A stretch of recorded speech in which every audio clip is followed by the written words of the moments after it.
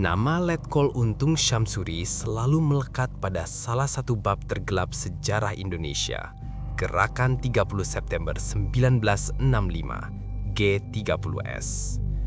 Ia digambarkan sebagai pengkhianat, perwira yang menodai sumpah militernya, dan eksekutor utama pencurikan jenderal-jenderal Angkatan Darat.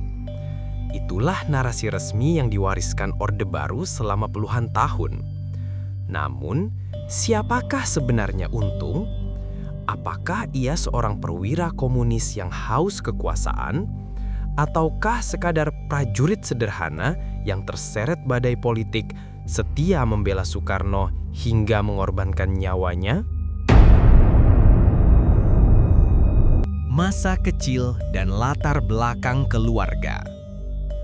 Letnan Kolonel Untung Syamsuri lahir dengan nama asli Kusman pada 3 Juli 1926 di Desa Seruni, Kedung Bajul, Kabupaten Kebumen, Jawa Tengah. Ia kemudian lebih dikenal dengan nama Untung bin Syamsuri setelah diasuh pamannya, Syamsuri, yang menggantikannya sebagai figur ayah. Nama Untung sendiri muncul dalam lingkup keluarga, kemudian dipakai secara resmi ketika ia memasuki dunia militer. Ayah kandungnya bernama Abdullah, seorang pedagang yang bekerja di toko perlengkapan batik di Pasar Kliwon, Solo. Sosok Abdullah digambarkan sebagai pribadi sederhana, pekerja keras, tetapi tidak lama berperan dalam kehidupan Kusman karena perpisahan orang tua. Sang ibu jarang disebutkan dalam catatan sejarah, sebuah fakta yang menunjukkan minimnya dokumentasi mengenai peran perempuan dalam catatan keluarga tokoh-tokoh militer pada masa itu. Setelah perceraian orang tuanya, Kusman kecil diasuh oleh pamannya, Syamsuri, yang kemudian sangat berpengaruh terhadap pembentukan identitasnya. Dari sini, ia mengganti nama menjadi Untung bin Syamsuri. Hal ini lazim pada masa itu, karena anak-anak yang diasuh oleh anggota keluarga lain sering mengambil nama ayah angkat atau wali sebagai bagian dari identitas mereka. Kusman bersekolah di sekolah rakyat atau folk school di Solo, kota yang kala itu menjadi pusat pergerakan politik dan budaya Jawa. Setelah menyelesaikan pendidikan dasar, ia melanjutkan ke sekolah dagang, meskipun tidak sampai tamat karena kondisi sosial dan politik yang berubah drastis akibat pendudukan Jepang 1942 sampai 1945. Sejak kecil, Kusman dikenal sebagai anak yang aktif secara fisik. Ia menyukai sepak bola, bahkan beberapa sumber menyebutkan bahwa hobinya bermain bola berperan besar dalam membentuk fisik tangkas dan disiplin tubuh yang kelak mendukung karir militernya. Meskipun latar pendidikannya tidak menonjol, Kusman memiliki karakter pekerja keras. Ia tumbuh dalam lingkungan keluarga yang sederhana, tetapi penuh dengan nilai-nilai keteguhan. Solo pada masa kecil Untung adalah kota yang syarat dinamika politik dan kebudayaan. Kota ini menjadi tempat pertemuan berbagai ideologi, mulai dari nasionalisme, Islam modernis, hingga komunisme. Interaksi politik itu turut membentuk atmosfer sosial yang penuh diskusi dan gesekan. Kehidupan di Solo menjadikan Kusman terbiasa menyaksikan perdebatan ideologi yang nantinya akan berpengaruh terhadap sikapnya. Kedekatan wilayah Solo dengan markas organisasi buruh dan tani yang sering mendapat pengaruh Partai Komunis Indonesia atau PKI kemungkinan besar membuat Kusman akrab dengan narasi perjuangan rakyat kecil. Namun, pada masa kecilnya, keterlibatan langsungnya dalam ideologi politik belum terlihat jelas. Masa remaja dan pendudukan Jepang. Tahun 1942, ketika Jepang menduduki Indonesia, Kusman berusia sekitar 16 tahun. Masa remaja yang seharusnya penuh kebebasan justru diwarnai ketegangan politik dan ekonomi. Pendudukan Jepang membawa perubahan besar. Sekolah-sekolah Belanda ditutup, ekonomi difokuskan untuk kepentingan perang, dan rakyat Indonesia yang banyak dipaksa menjadi romusha atau pekerja paksa. Kusman tidak menyelesaikan pendidikan dagangnya, sebaliknya ia lebih banyak membantu keluarganya. Dalam periode ini, ia belajar tentang ketahanan hidup, kerja keras, dan kepatuhan pada struktur disiplin yang kaku, ciri khas kehidupan rakyat di bawah pendudukan militer Jepang. Masa pendudukan Jepang dan awal karier militer. Tahun 1942, Jepang menduduki Indonesia setelah mengalahkan Belanda. Situasi ini mengubah hampir seluruh aspek kehidupan rakyat. Pendidikan Belanda ditutup, bahasa Jepang diperkenalkan, dan rakyat dipaksa bekerja demi kepentingan Perang Asia Timur Raya. Untuk memperkuat kendali militer, Jepang membentuk berbagai organisasi semi-militer, Seinendan, Keibodan, dan Heiho. Anak-anak muda dilatih disiplin, diajari baris berbaris, dan dikenalkan dengan struktur militer. Disinilah lahir generasi muda yang terbiasa dengan kehidupan keras dan komando militer. Kusman, yang kelak dikenal sebagai Untung Samsuri, termasuk di antara generasi ini. Ia masih remaja, tetapi kondisi sosial memaksanya memilih jalur militer lebih cepat dari kebanyakan pemuda pada umumnya. Pada 1943, Kusman bergabung dengan Heiho, yaitu pasukan pembantu tentara Jepang. Heiho merekrut pemuda Indonesia untuk membantu tentara Jepang sebagai tenaga pendukung perang. Meskipun secara status lebih rendah dibandingkan tentara Jepang, Heiho menjadi gerbang awal karier militer bagi banyak pemuda. Sebagai anggota Heiho, Kusman belajar dasar-dasar militer, disiplin, strategi barisan, kepatuhan mutlak, serta keterampilan fisik. Hidup dalam Heiho bukanlah sesuatu yang mudah. Anggota harus tunduk penuh pada komando Jepang, menghadapi hukuman keras bila melanggar, dan sering diperlakukan tidak setara. Namun, pengalaman ini justru membentuk ketangguhan mental dan fisik Kusman. Masuknya Kusman ke Heiho juga memperlihatkan bahwa ia memiliki ketertarikan atau setidaknya kesiapan terhadap dunia militer. Banyak pemuda pada masa itu yang memilih menghindar, tetapi Kusman melihatnya sebagai jalan untuk bertahan hidup, sekaligus membuka kesempatan baru. Ketika Jepang kalah pada Agustus 1945, seluruh organisasi bentukan Jepang bubar. Namun, para pemuda Heiho, Peta, dan Seinendan tidak kembali menjadi rakyat biasa. Mereka membawa pengalaman militer ke dalam kehidupan baru Indonesia yang baru merdeka. Kusman termasuk di antara mereka. Ia keluar dari Heiho dengan bekal disiplin dan keterampilan dasar militer, lalu segera bergabung dalam Tentara Republik yang baru lahir. Pada masa awal, ia masuk dalam Batalion Sudikdo, unit militer yang berbasis di Jawa Tengah, khususnya Wonogiri dan Cepogo, lereng Merbabu. Bergabungnya Kusman dengan Batalion Sudikdo menunjukkan bahwa ia bukan hanya pengikut, melainkan seorang pemuda yang mau mengambil peran dalam perjuangan mempertahankan kemerdekaan. Meski tidak tercatat sebagai tokoh politik, keberadaannya di unit militer menempatkannya dalam pusaran revolusi bersenjata. Keterlibatan dalam insiden Madiun 1948. Batalion Sudikdo, tempat Kusman bertugas, memiliki kedekatan dengan Partai Komunis Indonesia atau PKI. Hal ini penting dicatat karena kelak memunculkan dugaan bahwa Kusman memiliki hubungan ideologis dengan PKI. Pada 1948, meletus peristiwa Madiun, yaitu pemberontakan yang dipimpin PKI melawan pemerintah Republik Indonesia. Banyak anggota batalion yang dituding simpatisan PKI. Kusman pun berada dalam lingkungan itu. Meski tidak jelas apakah ia terlibat langsung dalam pemberontakan, fakta bahwa ia ada di unit yang dekat dengan PKI memberi warna pada persepsi masyarakat tentang dirinya. Dalam catatan sejarah resmi Orde Baru, Untung sering dilabeli sebagai simpatisan komunis sejak dini. Namun, sejumlah peneliti independen berpendapat bahwa ia hanyalah prajurit biasa yang mengikuti komando tanpa terlibat ideologi secara langsung. Perdebatan ini menunjukkan bahwa latar belakangnya tidak sesederhana yang digambarkan propaganda politik. Setelah situasi stabil, Kusman melanjutkan karier militernya dengan masuk ke Akademi Militer di Semarang. Pendidikan ini menjadi tonggak penting karena memberinya status resmi sebagai perwira. Tidak banyak mantan Heiho yang berhasil naik ke jenjang akademi, sehingga keberhasilan Kusman membuktikan kapasitas dan keseriusannya. Di akademi, Kusman dikenal sebagai prajurit disiplin. Ia bukan siswa paling cemerlang dalam teori, tetapi unggul dalam latihan fisik dan kepatuhan.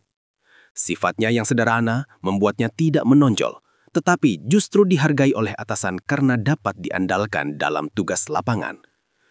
Setelah lulus, ia kemudian ditempatkan di berbagai pos militer.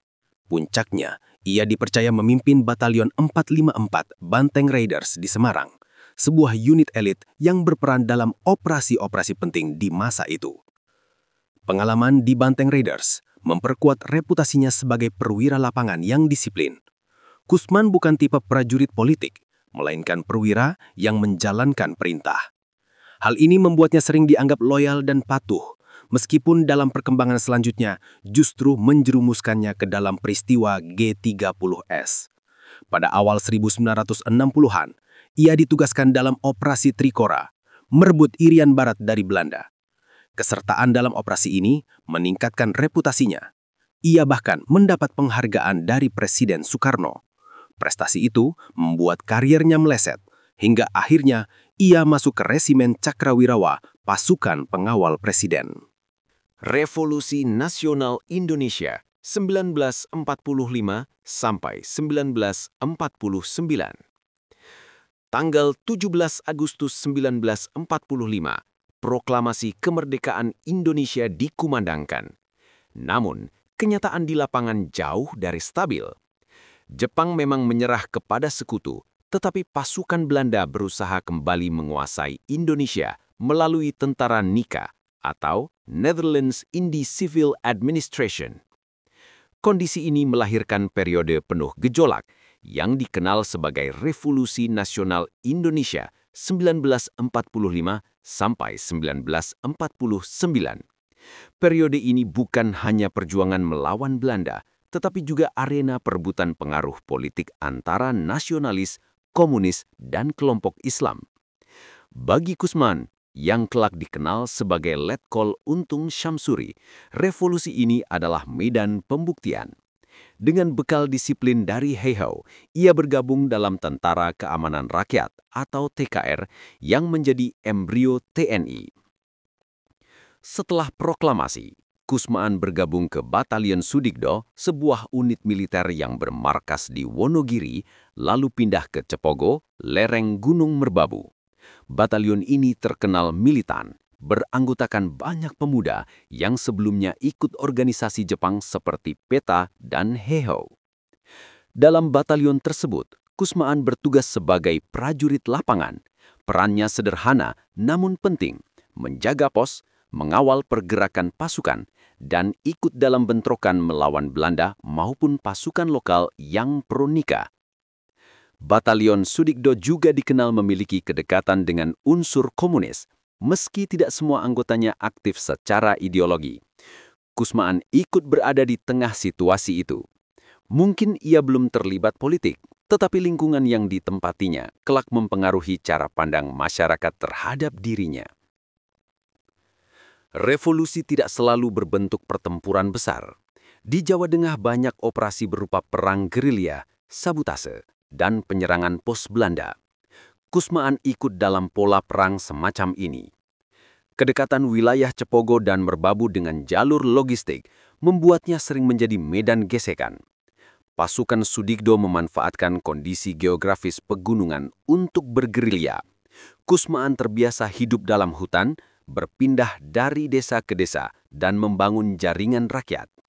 Hidup sebagai gerilyawan melatih Kusman dalam 3 hal penting. 1. Disiplin dan ketahanan fisik. Ia terbiasa berjalan jauh, tidur di alam terbuka, dan bertahan dengan makanan terbatas. 2. Kedekatan dengan rakyat. Perang gerilya tidak mungkin berhasil tanpa dukungan masyarakat desa. Kusman belajar menjalin hubungan baik dengan warga, membaur, dan meminta dukungan logistik. 3. Ketaatan pada komando. Di medan perang, ketaatan menjadi mutlak. Kusman belajar bahwa seorang prajurit tidak boleh membangkang. Sifat ini kelak melekat kuat pada dirinya. Agresi militer Belanda. Pada 21 Juli 1947, Belanda melancarkan agresi militer satu. Jawa dan Sumatera menjadi sasaran utama. Kusman bersama Batalion Sudikdo ikut bertahan di Jawa Tengah. Perang ini memperlihatkan ketimpangan besar antara senjata modern Belanda dan perlengkapan sederhana TKR. Namun, strategi gerilya membuat Belanda sulit mencapai kemenangan penuh. Kusman, seperti banyak prajurit lain, mengalami langsung bagaimana rakyat menjadi bagian dari kekuatan pertahanan. Tahun 1948, Belanda kembali melancarkan agresi militer II. Yogyakarta, ibu kota Republik, jatuh. Namun, gerilya di Jawa Tengah tetap berlangsung. Kusman semakin matang sebagai prajurit. Di tengah perjuangan melawan Belanda, muncul konflik internal, pemberontakan Madiun 1948. PKI mendeklarasikan pemerintahan tandingan menantang pemerintahan Soekarno-Hatta. Batalion Sudikdo, tempat Kusman bertugas, dituding memiliki kedekatan dengan PKI. Hal ini menimbulkan stigma bahwa Kusman ikut terlibat. Namun, catatan sejarah tidak pernah jelas apakah ia benar mendukung PKI atau hanya ikut sebagai prajurit tanpa pilihan. Pemberontakan ini dipadamkan oleh TNI dipimpin Jenderal Sudirman. Ribuan orang ditangkap, sebagian dieksekusi. Kusman selamat dari situasi itu dan tetap bertugas dalam TNI. Fakta bahwa ia tidak dihukum menandakan bahwa keterlibatannya mungkin tidak signifikan. Pada 27 Desember 1949, Belanda akhirnya mengakui kedaulatan Indonesia melalui Konferensi Meja Bundar atau KMB. Perang revolusi pun resmi berakhir. Bagi Kusman, periode ini adalah sekolah kehidupan. Dari remaja biasa, ia menjelma prajurit berpengalaman. Ia telah melewati latihan Jepang, perang melawan Belanda, hingga konflik internal Indonesia sendiri. Semua pengalaman ini memperkuat reputasinya di kalangan militer. Posisi di Resimen Cakrabirawa dan situasi politik menjelang 1965. Pada tahun 1962, Presiden Soekarno mendirikan Resimen Cakrabirawa. Tujuan utama pembentukannya adalah melindungi keselamatan kepala negara dari ancaman, baik dari dalam maupun luar negeri. Resimen ini dipimpin oleh Brigjen Sabur, seorang perwira yang dikenal loyal kepada Soekarno. Cakrabirawa direkrut dari berbagai kesatuan Angkatan Darat, Angkatan Udara, Angkatan Laut, dan Kepolisian. Mereka dipilih dengan syarat ketat, termasuk rekam jejak kesetiaan kepada Presiden. Letkol Untung Syamsuri ditunjuk memimpin Batalion 1 Cakrabirawa. Penempatan ini bukan kebetulan, melainkan hasil dari rekam jejaknya yang terbukti berani dan patuh pada perintah. Keikutsertaannya dalam operasi Trikora memperkuat reputasinya sebagai prajurit yang rela berkorban demi kepentingan nasional. Dengan jabatan ini, Untung berada di posisi strategis, dekat dengan pusat kekuasaan negara, sekaligus terlibat langsung dalam pergulakan politik yang semakin panas. Awal dekade 1960-an ditandai dengan ketegangan ideologi. Indonesia saat itu menganut politik Nasakom, yaitu nasionalisme, agama, komunisme, yang dirancang Soekarno untuk menyatukan kekuatan politik.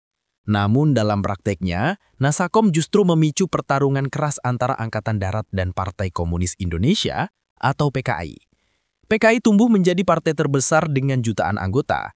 Mereka mendukung penuh kepemimpinan Soekarno, mendorong kebijakan radikal, dan aktif menekan lawan politiknya. Angkatan Darat, khususnya di bawah pimpinan Jenderal Ahana Sution dan Jenderal Ahmad Yani, curiga terhadap ambisi PKI yang dianggap ingin menguasai negara. Soekarno mencoba menjaga keseimbangan dengan menempatkan dirinya sebagai pusat kekuasaan. Namun secara perlahan, ia semakin dekat dengan PKI, terutama setelah 1963. Konflik ini bukan hanya politik, tetapi juga meluas ke bidang ekonomi dan sosial. Inflasi meroket, rakyat menderita, sementara elit politik berebut pengaruh. Untung di tengah pertarungan politik. Sebagai perwira Cakrabirawa, Untung bukan sekedar tentara. Ia menjadi saksi sekaligus bagian dari lingkaran dalam politik Soekarno. Posisi ini membuatnya berada dalam arus tarik-menarik antara Angkatan Darat dan PKI. Untung dikenal sebagai perwira yang sangat patuh kepada presiden. Ia tidak pernah mengkritik kebijakan politik Soekarno, termasuk kedekatannya dengan PKI. Bahkan, loyalitas ini membuatnya dianggap lebih dekat dengan kubu yang pro Soekarno ketimbang dengan pimpinan Angkatan Darat. Di sisi lain, hubungan Untung dengan beberapa tokoh PKI juga mulai terbangun, meski lebih banyak melalui perantara sesama perwira yang simpatisan. PKI melihat Untung sebagai figur potensial dalam tubuh TNI yang bisa digunakan untuk mendukung agenda politik mereka. Menjelang tahun 1965, rumor mengenai adanya Dewan Jenderal semakin santer. Disebutkan bahwa sekelompok jenderal Angkatan Darat sedang menyiapkan kudeta terhadap Soekarno dengan dukungan Amerika Serikat dan Inggris. PKI menggunakan isu ini untuk menekan Angkatan Darat, sementara Soekarno sendiri mulai curiga bahwa ada upaya menyingkirkannya. Bagi Untung, isu Dewan Jenderal menjadi titik penting. Sebagai komandan batalion pengawal presiden, ia merasa bertanggung jawab atas keselamatan Soekarno. Ketika kabar mengenai rencana kudeta beredar, Untung termasuk perwira yang mudah percaya bahwa ancaman itu nyata. Selain faktor politik, ada juga hubungan personal. Untung beberapa kali mendapat perhatian langsung dari Soekarno. Dalam sebuah kesempatan, ia bahkan sempat tampil di Istora Senayan sebagai salah satu perwira yang diberi penghargaan atas jasanya dalam Trikora. Momen-momen seperti ini menambah rasa hormat Untung terhadap Soekarno. Loyalitasnya bukan hanya institusional, tetapi juga personal. Ia melihat keselamatan residen sebagai tanggung jawab pribadi. Pada pertengahan 1965, situasi semakin genting. PKI terus menekan agar Soekarno segera mengambil tindakan terhadap Dewan Jenderal. Soekarno sendiri dalam kondisi kesehatan yang menurun menimbulkan spekulasi soal suksesi. Angkatan Darat memperkuat posisi dengan menyiapkan berbagai langkah pengamanan internal. Dalam konteks ini, Untung dipandang sebagai perwira yang bisa diandalkan untuk melaksanakan misi rahasia demi melindungi Soekarno. Ia punya akses langsung kepada presiden, memimpin pasukan elit, dan memiliki rekam jejak loyalitas tanpa celah. Tak heran jika kemudian namanya muncul sebagai salah satu pimpinan utama dalam Gerakan 30 September atau G30S PKI. Namun sebelum itu, ia masih berada dalam fase penugasan rutin di Cakrabirawa tanpa mengetahui bahwa hidupnya sebentar lagi akan berubah drastis. Peristiwa G30S, persiapan, eksekusi, dan propaganda. Menjelang akhir September 1965, suhu politik Indonesia mencapai titik kritis. Isu mengenai Dewan Jenderal, yaitu kelompok perwira tinggi Angkatan Darat yang disebut-sebut hendak menggulingkan Presiden Soekarno, semakin gencar disuarakan, terutama oleh PKI. Presiden Soekarno sendiri semakin curiga terhadap beberapa jenderalnya. Sementara itu, kesehatan beliau memburuk, memunculkan spekulasi siapa yang akan menggantikan. Dalam situasi rawan ini, berbagai pihak mulai menyusun langkah. PKI mendorong agar dilakukan tindakan segera terhadap jenderal-jenderal Angkatan Darat. Mereka menilai hanya langkah tegas yang dapat menyelamatkan revolusi dan mempertahankan kepemimpinan Soekarno. Di sisi lain, Soekarno membutuhkan orang-orang yang bisa dipercaya untuk menjalankan operasi lapangan. Letkol Untung Syamsuri, Komandan Batalion I Cakrabirawa, muncul sebagai sosok tepat. Ia dianggap loyal, berani, dan memiliki pasukan terlatih. Persiapan Gerakan 30 September G30S dilakukan secara rahasia. Beberapa tokoh yang terlibat antara lain: Letkol Untung Syamsuri, Cakrabirawa, Komandan Lapangan; Kolonel Latif, Komandan Brigade Infanteri Kodam Jaya; Mayor Suyono, Komandan Batalion 530 Brawijaya; Mayor Bambang Supeno dari Divisi Diponegoro. Tokoh sipil yang dekat dengan PKI seperti Syam Kamaruzaman ikut memberi arahan politik. Rencana pokoknya adalah menangkap para jenderal Angkatan Darat yang dianggap bagian dari Dewan Jenderal, lalu menghadapkan mereka kepada Presiden Soekarno. Gerakan ini diberi nama Gerakan 30 September G30S. Untung berperan sebagai figur sentral. Ia bertugas mengkoordinasikan pasukan yang akan bergerak malam 30 September 1965. Pasukan yang dilibatkan antara lain: 1. Batalion 454 Banteng Raiders dari Jawa Tengah. 2. Batalion 530 Brawijaya dari Jawa Timur. 3. Unsur-unsur dari Cakra Birawa. Pada malam 30 September menuju 1 Oktober 1965, pasukan yang dipimpin Untung bergerak di Jakarta. Target utama adalah 7 Jenderal Angkatan Darat. Operasi berlangsung tidak sepenuhnya sesuai rencana. Dari 7 target, hanya 3 yang berhasil ditangkap hidup-hidup, sementara 4 lainnya tewas dalam proses penculikan. Para jenderal kemudian dibawa ke Lubang Buaya, markas sementara pasukan G30S di pinggiran Jakarta. Jenderal yang menjadi korban, Jenderal A.H. Nasution, selamat, tetapi ajudannya tewas. Jenderal Ahmad Yani, tewas. Maijen Suprapto, tewas. Maijen Separman, tewas. Maijen M.T. Haryono, tewas. Brigjen D.I. Panjaitan, tewas. Brigjen Sutoyo Siswomiharjo, tewas. Kematian para jenderal inilah yang kemudian menjadi titik balik karena menimbulkan reaksi keras dari Angkatan Darat. Selain penculikan jenderal, Untung memerintahkan pasukan menguasai Radio Republik Indonesia, RRI, dan kantor telekomunikasi. Tujuannya untuk mengumumkan pernyataan resmi gerakan. Pagi 1 Oktober 1965, melalui RRI, dibacakan pengumuman bahwa gerakan 30 September telah menyelamatkan Presiden dari Dewan Jenderal. Disebutkan pula bahwa sebuah Dewan Revolusi akan dibentuk untuk mengambil alih sementara pemerintahan. Untung tampil sebagai salah satu pimpinan gerakan. Namanya disebut secara terbuka sehingga ia segera dikenal masyarakat luas sebagai tokoh utama G30S. Reaksi Angkatan Darat. Gerakan 30 September berlangsung singkat. Panglima Kostrat, Mayor Jenderal Soeharto, segera mengambil alih komando setelah mengetahui peristiwa tersebut. Ia mengerahkan pasukan untuk merebut kembali kendali RRI, kantor telekomunikasi, dan pusat-pusat penting di Jakarta. Hanya dalam hitungan jam, gerakan yang dipimpin Untung praktis lumpuh. Pasukan yang sebelumnya ikut G30S tercerai-berai, sebagian kembali ke kesatuan, sebagian melarikan diri. Bagi Angkatan Darat, peristiwa ini bukan sekedar insubordinasi, melainkan pengkhianatan besar. Untung, yang dikenal loyal kepada Soekarno, kini dicap sebagai pemberontak. Propaganda dan pembentukan narasi. Setelah G30S digagalkan, Angkatan Darat segera membangun narasi bahwa peristiwa ini merupakan kudeta yang didalangi oleh PKI dengan bantuan sejumlah perwira, termasuk Untung. Propaganda besar-besaran digencarkan melalui media, pamflet, hingga film dokumenter. Untung ditampilkan sebagai perwira pengkhianat yang diperalat PKI untuk menghancurkan Angkatan Darat dan menggulingkan Pancasila. Bagi rezim Orde Baru yang lahir setelah 1965, Untung diposisikan sebagai salah satu simbol pengkhianatan. Namanya lekat dengan stigma buruk, meskipun ada perdebatan di kalangan sejarawan mengenai sejauh mana perannya murni ideologis atau hanya karena loyalitas kepada Soekarno. Peran Untung memang krusial. Ia bukan perencana ideologis, melainkan komandan operasional. Semua langkah militer dalam G30S sebagian besar berada di bawah komandonya. Namun banyak pihak berpendapat bahwa Untung hanyalah eksekutor, bukan arsitek. Ia bertindak berdasarkan keyakinan bahwa dirinya melindungi Presiden Soekarno dari ancaman kudeta Dewan Jenderal. Dengan kata lain, motifnya lebih bersifat loyalitas personal ketimbang ideologi politik.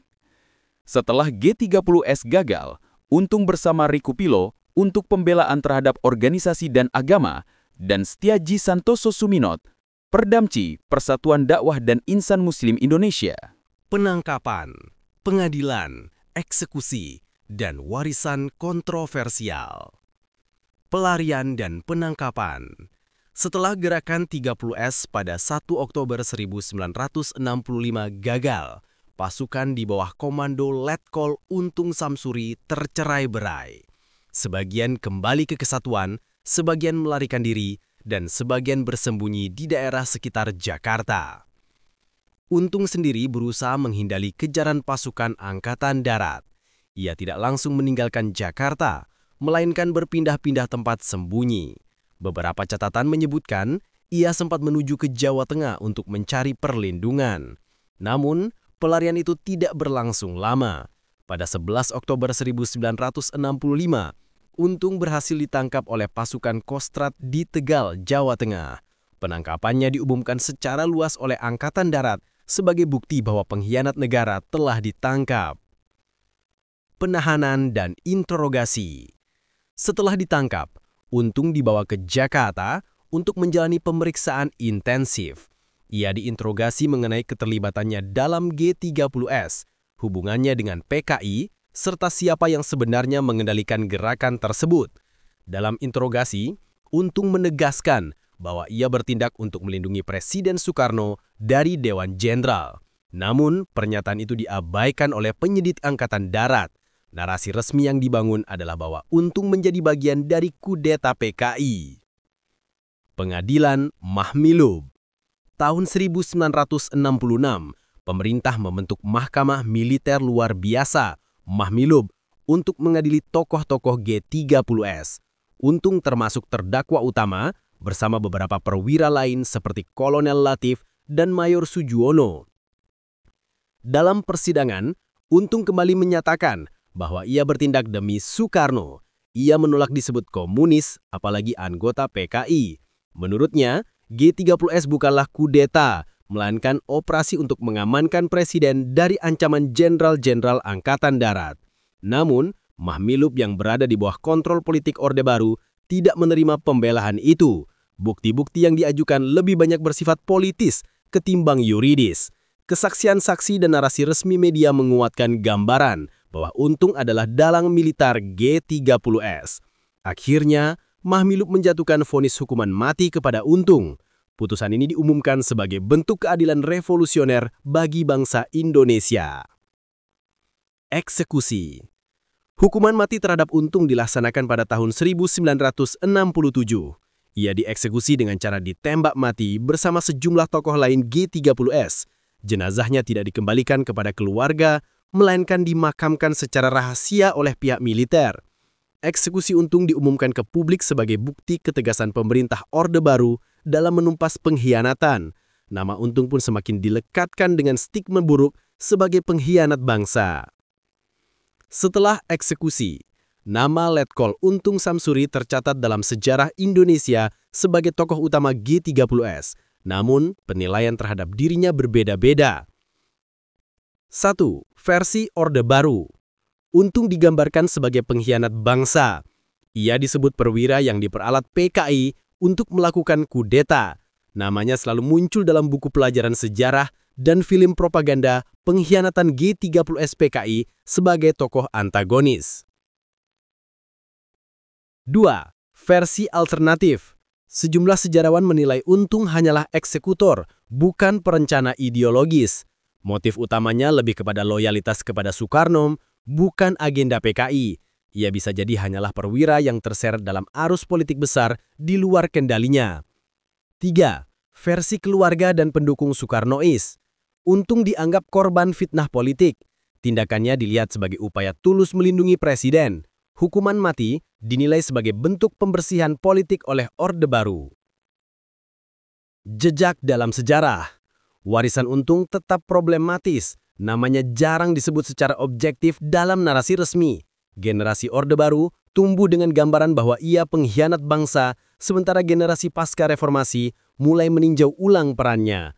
Bagi sebagian kalangan, kisah Untung mencerminkan bagaimana seorang prajurit loyalis bisa hancur akibat pertarungan politik elit. Ia tidak pernah menjadi pemimpin ideologis, melainkan perwira lapangan yang terjebak dalam konflik besar antara Angkatan Darat, PKI, dan Soekarno.